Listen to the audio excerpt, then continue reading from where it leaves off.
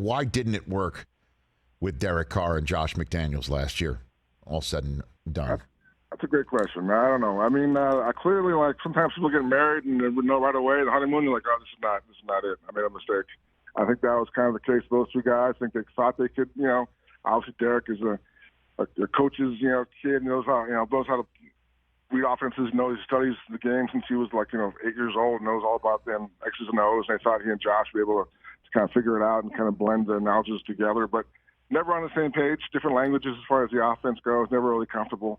I think that became more and more clear as the year went on. Just a bad marriage, just personality-wise. I just think it didn't click. So I think now Josh went and got Jimmy G, who knows the system from New England, and they know each other really well. So the hope is that familiarity and kind of comfortableness together will help the offense be better than it was last year. Well, I mean, and Jimmy G first came to the fore, obviously, in New England and had those moments of success when Brady was out that caused so many people to have Jimmy G on their radar screen. We all understand why he wound up on the West Coast to begin with. All that said, is this just going to be that marriage all over again? How is his foot going into this season, best you can tell, Vic? Yeah, I mean, so far so good. He's definitely, he's a very popular guy. He was with the Niners in the locker room. He is here. People like his easygoing personality, kind of he talks trash on the field, and it's kind of different guy than Derek is, I think, in terms of and the offense. I think we'll see not the arm strength Derek had, but maybe better in the red zone, maybe in terms of reading things a little better in tight coverages, and we'll see. I mean, definitely we'll see if Josh McDaniels can also adapt a little bit and kind of bring him back. And I guess we're going to try and use some stuff that Jimmy used with Kyle Shanahan, and we'll see how that works. But no one really knows right now. I mean, training camp is just people kind of we're watching and trying to guess what's going to happen, but it's just practice, so you really don't know until the ball's flying for real. So I couldn't help but notice when I was watching Aiden O'Connell perform very well, by the way, against the 49ers in preseason. I'm like, what just is jumping off at the screen at me other than how well he's playing? Oh, that's right. Number 4. They gave him Derek Carr's number, Vic? Really? Right like that?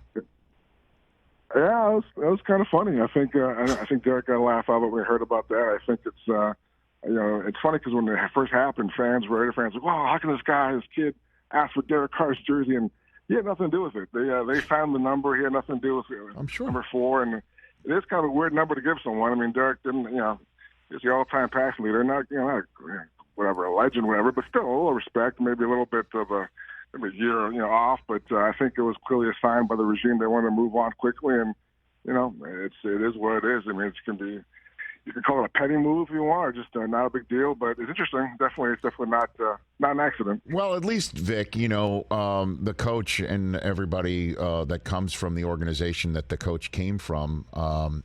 They don't do anything, without thinking about it. I mean, of course, something. You know what I mean? It's of course, this was a conscious decision, right, Vic? There had to have been a conscious decision. Yeah, for sure. I mean,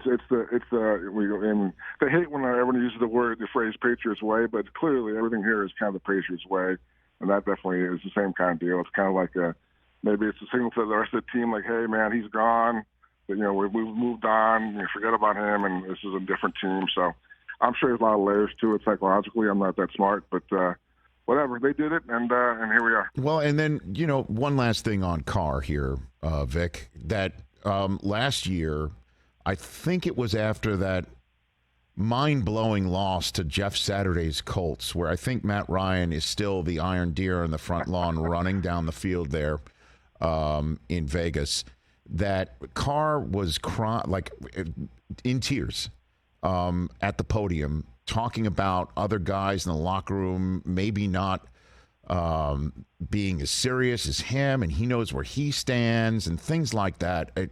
What was that about, and has it been fixed in that locker room, do you think, Vic? That game definitely was a low point. I definitely recall Matt Ryan running out of bounds and wait. He turned back inbounds to get more yards. I love that so much about that Raiders defense last year. But, Derek definitely broke down. I think at that point he probably sensed what was coming. He probably sensed this is not working. I mean, he was very excited about playing with Davante. He was very excited about, winning. I mean, they haven't won much in his 9 years here, so I think he really was looking forward to last year kind of being a turning point, and it definitely wasn't. So I think he sensed what was coming. So and the locker room was kind of a mess last year. I think it was they brought in a lot of guys from the Patriots, and a lot of young guys, and there was definitely a mix of some Gruden's guys still there. So it just didn't ever click. And I think you saw this year a huge roster turnover this year, so a lot more different guys, a lot more younger guys trying to get their own kind of personality on this thing. So I think last year the whole thing just fell apart. And there were some really, really ugly, not just that one, but some really ugly losses last year, which showed the team wasn't on the same page. Catch the Rich Eisen Show every single day on the Roku channel, 12 to 3 Eastern, for free.